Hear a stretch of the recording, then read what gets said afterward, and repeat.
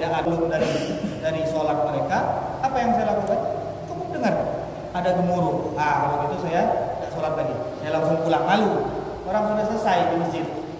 Nah ini ulama bukan bicara cerita Abdullah bin Abbas pulang setelah mendengar itu, tidak. Yang diambil kesimpulan oleh para ulama, berarti sahabat Nabi di zaman Nabi, di tengah-tengah ada Nabi berzikir dengan zikir yang didengar orang yang ada di luar masjid. Betul ya? Ini kesimpulannya. Nah kemudian, wah itu kan berzikir Ustaz. Abdullah bin Abbas juga ada dengar apa yang dibaca oleh sahabat-sahabat. Bisa jadi sahabat-sahabat itu tengah ngobrol. Kita cari dalil lain.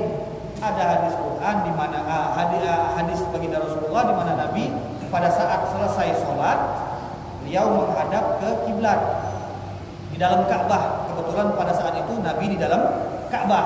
Nabi sholat di dalam Ka'bah. Jadi ini hadis riwayat pada saat Nabi sholat di dalam Ka'bah. Selesai sholat.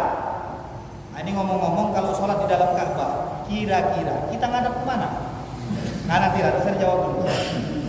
Jadi Nabi sholat menghadap Ka'bah. Selesai sholat, sholat fada'a. Dalam lafadznya sholat fada'a. Kalau ada lafadz fa di dalam bahasa Arab, misal saya contohkan, di dalam bahasa Arab itu ada fa, ada summa, yang artinya dua-duanya artinya kemudian. Kalau saya bilang akal tu summa syaribtu, saya makan kemudian saya minum, maka orang akan langsung paham ada jedah antara makan dan minum karena saya menggunakan kata summa. Kalau saya mengatakan akal tu fasyaribtu, berarti saya makan langsung habis itu minum, tidak ada jeda. Di dalam lafaz hadis ini Nabi sholat menghadap di dalam Ka'bah, kemudian fada'a. Pakai apa? Fa. Berarti ada jeda nggak? Tidak ada jeda. Dan dalil yang kita semua baca doanya. Kata Nabi berwasiat kepada Mu'adz bin Jabal, ya Mu'adz, inni uhibbuka faqul dubura kulli salatin Allahumma a'inni ala dzikrika wa syukrika wa husni ibadatik. Kata Nabi, wahai Mu'adz, aku cinta kepadamu, maka ucapkanlah setiap selesai sholat. Kata Nabi, setiap selesai sholat apa? Allahumma inni, ya kan? Ini doa, jelas sekali doa. Belum lagi kalau kita lihat riwayat-riwayat yang lain, Allahumma ajirni minan nar. Doa bukan? Dari Nabi enggak? Jadi yang mengatakan tidak ada di zaman Nabi berdoa sholat, coba baca. Kita sendiri kadang-kadang tidak tahu. Terbaca Allahumma ajirni minan nar, tidak tahu kalau itu doa. Itu doa, Allahumma ajirni minan nar. Jadi masalahnya di mana? Kalau doa tuh punak Ustaz, macam doa-doa yang dari Nabi. Eka nih masalah doa-doa apa hapo eka baca tuh. Nah, lah macam ni pula. Kata orang, masalah eka nih baca doa entah dari sekaput-kaput mana eka dapat. Rabbana la tuzigh qulubana. Rabbana hab lana min azwajina. Rabbana atina fid dunya. Rabbana atina min ladunka. Rabbana ighfir lana wa li ikhwanina. Ini doa banyak nih. Dari mana itu? Dari Al-Quran. Kemudian doa-doa yang lain seperti Allahumma alif baina qulubina wa aslih dzata bainina. Orang yang tidak baca hadis, dia kira ini doa kita nemu-nemu di wasiat-wasiat atau kita dulu. Ini doa dari hadis Nabi semua. Allahumma alif baina qulubina wa aslih dzata bainina. Kemudian Allahumma aslih lana dinana alladzi huwa ismatu amrina. Terus kita baca doa Allahumma matti'na bi asma'ina. Itu doa semuanya dari Nabi. Kita katakan ini doa dari Nabi. Oke. Ada doa-doa lain yang kita baca, bukan dari Nabi, bukan dari Al-Qur'an. Nah, itu yang kami jadi masalah. Sekarang kita ini pertama sudah jelas dulu berdoa habis sholat. Boleh tak? Kan cuma boleh. Memang ada anjurannya. Ya enggak? Selesai. Masalah kedua, boleh gak pakai doa selain dari Al-Quran dan hadis? Nah, kalau sudah disepakati itu boleh, selesai. Urusannya selesai. Kan enak kalau kita diskusi pakai ilmu. Tapi kalau kita diskusi sama-sama macam kita di pasar, ngadu pesak tekak, sambil ngopi pula. Yang dibawa nih macam-macam, eca-eca. Ada hadis kalau tidak salah aku pernah dengar, entah dari mana-mana dia dengar, tidak tahu. Nah ini tidak selesai. Yang nih kalau tidak salah, yang nih pernah dengar. Tidak selesai. Nah makanya kalau diskusi ilmiah, sebutkan bagaimana pernah belajar, pernah mendengar dari guru, kan lain ceritanya. Jadi ini sedikit saja gambaran bahwa kita ini butuh kebijaksanaan di dalam menanggapi perbedaan pendapat. Itu yang kita kehilangan. Jadi kalau seandainya masing-masing yang nak berdoa berdoalah, yang nggak berdoa ada usah berdoa. Kenapa ya? Tidak usah sampai memusuh gara-gara tidak berdoa. Lain halnya kalau yang berdoa ini jelas-jelas ada dalil Nabi melarang doa habis sholat. Nah, ini lain cerita, benar tak? Karena ada larangan dari baginda Rasulullah SAW. Nah ini benar. Tapi ini punya dalil. Yang ini justru kalau dilihat-lihat dalilnya lemah, bahkan tidak bisa disebut dalil. Jadi kalau cuma mengatakan, oh ini tidak ada di zaman Nabi, kau tahu dari mana ini tidak ada di zaman Nabi? Kalau baca semua hadis-hadis Nabi, kau sudah baca semua sejarah Nabi, setiap Nabi selesai sholat kau tahu zikir-zikir Nabi. Ini kitab ada 4 jilid, ya. Ini hanya menjelaskan tentang zikir yang dimana dibaca di waktu-waktu tertentu dan dibaca di dalam keadaan-keadaan tertentu. Ada beberapa zikir, ada zikir tuh kayak kita belum pernah kadang-kadang. Macam kemarin saya sebutkan, orang kesemutan, ada baca ternyata. Kalau ketika nak ngerape-ngerape, benar ada nanti yang nak percaya ikat. Tengok nanti di sini ada. Dengan syarat dia mengikuti mereka sehari datang, sehari tidak datang, itu wajar.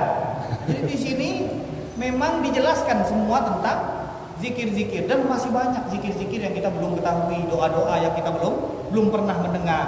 Jadi kita ini janganlah kalau baru cuma mendengar, baru baca sholat 5 waktu, baru baca ini sudah mengatakan lah cukuplah yang punya ini. Jangan. Orang yang belajar tahunan, menghabiskan umurnya untuk ilmu sekalipun dia katakan ilmu itu luas. Selevel Imam Asy-Syafi'i, yang kita tahu Imam Syafi'i ini daya ingat, kalau dia nak ngapal, yang ini nih ditutup. Jadi kalau sekarang ini hampir mustahil ada orang kayak Imam Syafi'i. Mengapa? Karena daya hafalnya dia lihat satu kali langsung hafal. Kayak memori fotografik.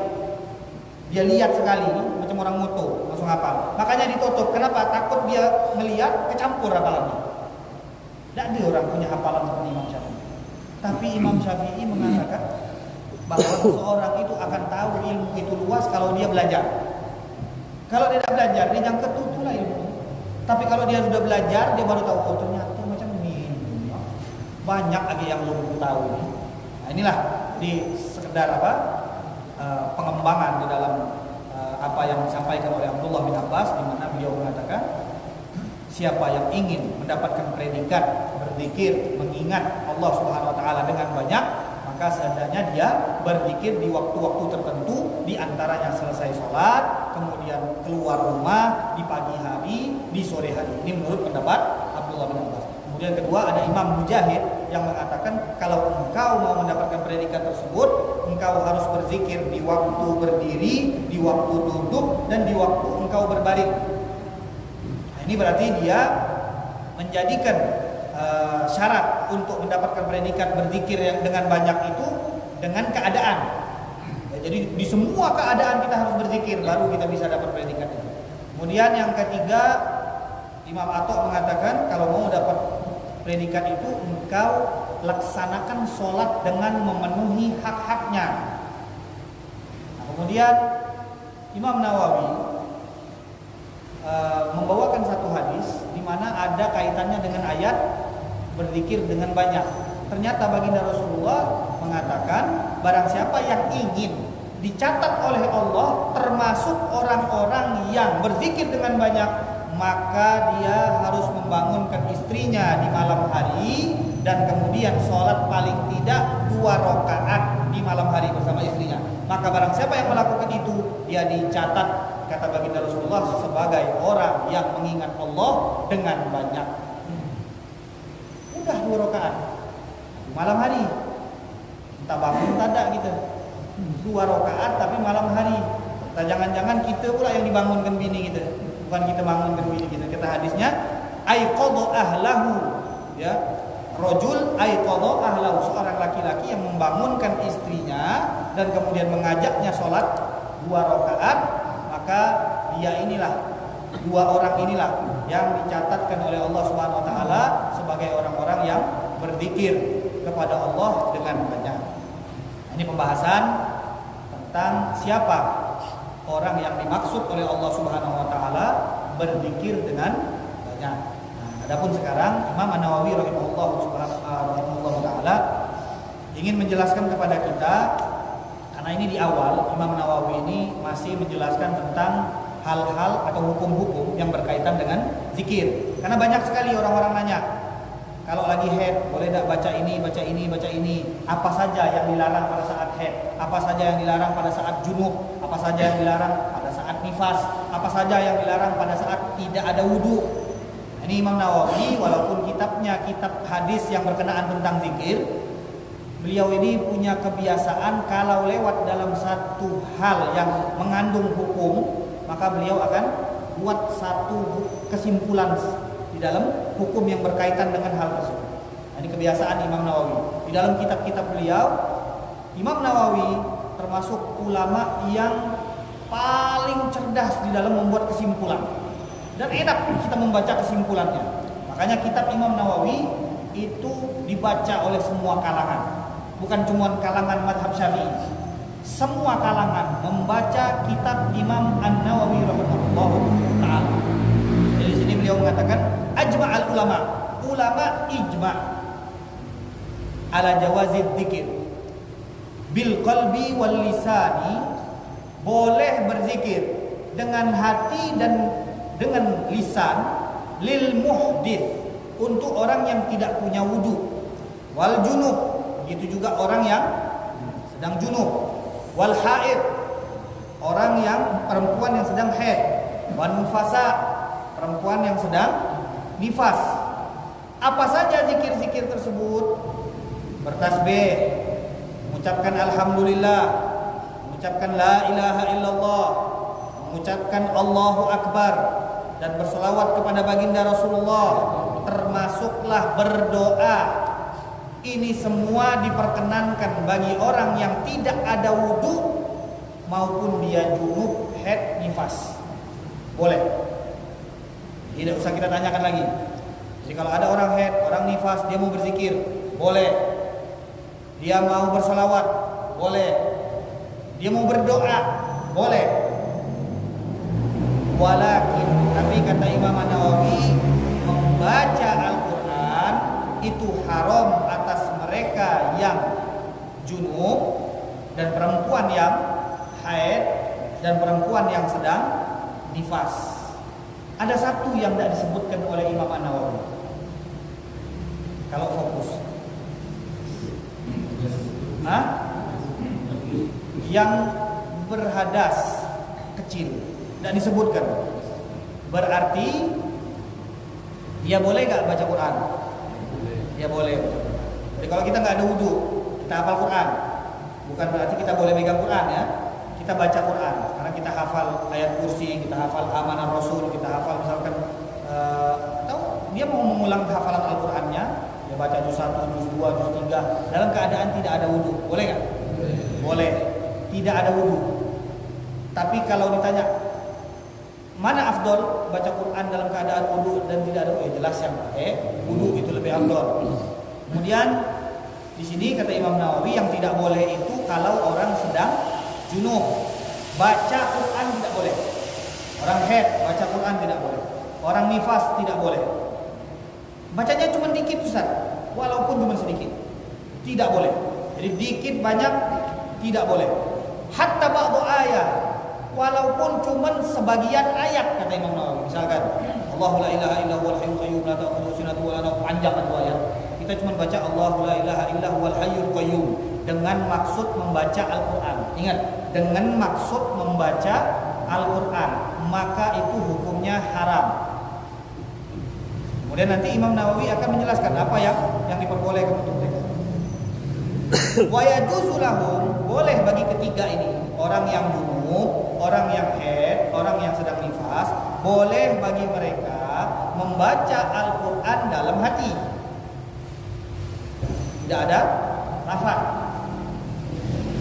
Begitu juga melihat ke dalam Al-Qur'an, boleh.